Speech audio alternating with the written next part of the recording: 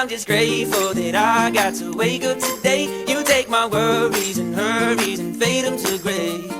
You got good plans for me, that's what you say. That's how I know everything is gonna be okay, yeah. We're gonna be okay, yeah. Okay, yeah. We're gonna be okay, yeah. So hello everyone! Ngayon nga pupunta kami sa Old Rock, Bolinao, Pangasinan! Syempre, dahil malayo-layo yon from Baguio, dapat madaling araw pa lang bumabiyahe na. Kaya habang nasa sasakyan kami, naabutan na rin namin yung sunrise. At natagalan din kami sa biyahe kasi naabutan kami ng traffic. According to Google, 5 hours daw ang biyahe, pero dahil nga sa traffic, naging 6 or 7 hours na. At nandito na nga tayo sa Old Rock! At yan na nga ang mga mukhang buti hindi nagsuka.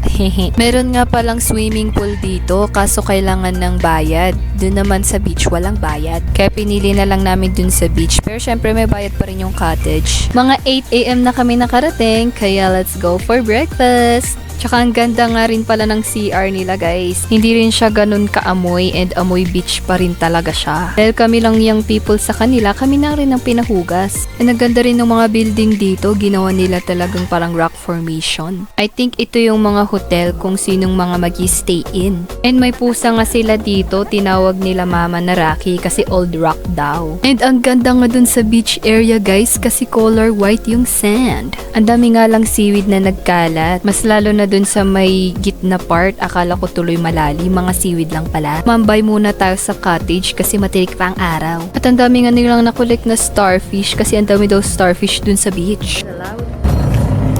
So guys, at yan, naparampa na si auntie nyo para mag-vlog. Grabe yung pawis. Ngayon na ako mag-pawis ng ganito.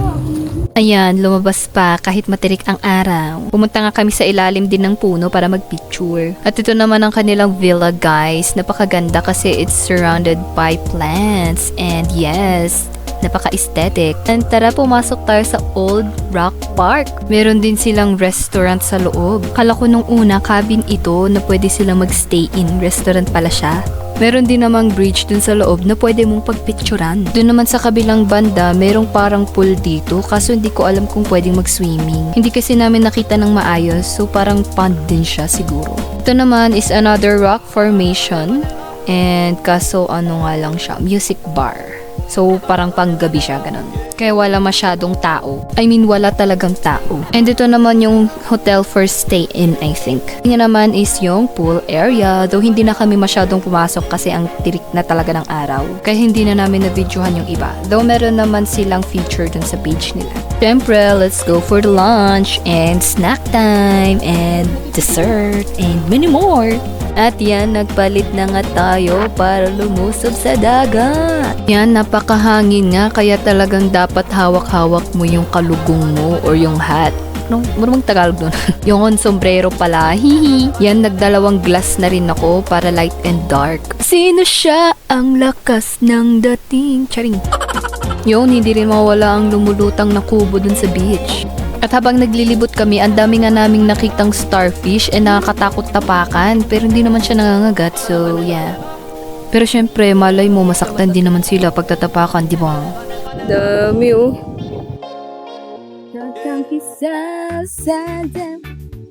Sa Dalampas. Wala rin masyadong tao dito. It's weekend but weekdays but it's holiday. So, kaya pupunta kami doon. Anong tawag doon sa lugar na ito? Picture tayo. Ang daming pagpicturan dito talagang Instagrammable, yeah!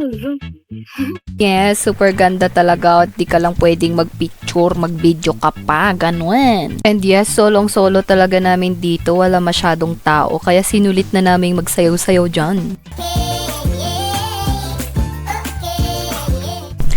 At doon na nga nagtatapos ang ating vlog for today. Medyo humaba-haba ng vlog natin, pero di bale 5 minutes will carry.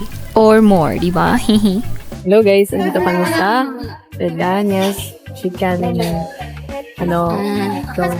Meat Shop. Mida the other thing. At yan, salamat nga sa umabot dito sa video na ito. I really appreciate it if talagang tinapos nyo tong video. Salamat po sa lahat ng mga nanonood ng aking videos. Rin po sa mga nagre-react, maraming salamat po. And syempre, para rin sa mga nagko-comment ng thoughts nila about the video, thank you. And if you have any recommendations, comment down below. Recommendation for our content ha, hindi recommendation kung saan tayo next na pupunta. Di bale, kung may pera na tayo.